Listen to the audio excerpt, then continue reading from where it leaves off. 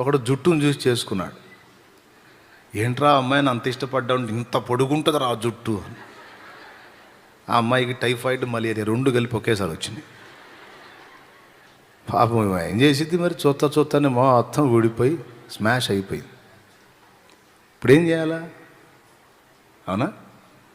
కాబట్టి ఆస్తి ఉందని కొంతమంది, అంతస్తుందని కొంతమంది, అందం ఉందని కొంతమంది, మంచి పర్సనాలిటీ ఉందని కొంతమంది.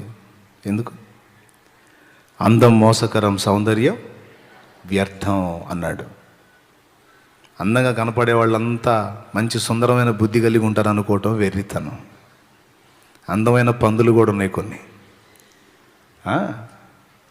కాస్త కురూపిగా కనపడ్డ సుందరమైన వ్యక్తిత్వాలు కూడా ఉన్నాయి కొన్ని.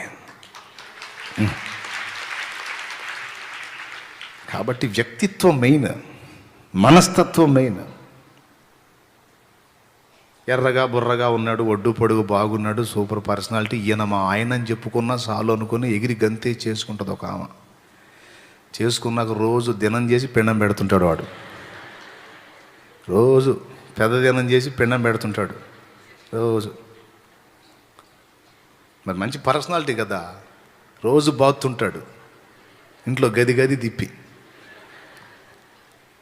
దేవునికి స్తోత్రం. కొంతమంది అట్ట బాధలు పెడితే కొంతమంది ఏమో వాడి కాపలాలు గాయలాగా సత్తుంటారు.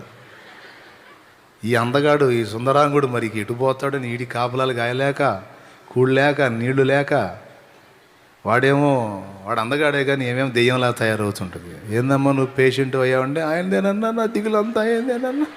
అట్టయితే ఇంకొన్ని నెలలు అట్టనే ఉండమ్మా, పీడ వదిలిపోతావు అసలు. మరి ఎందుకు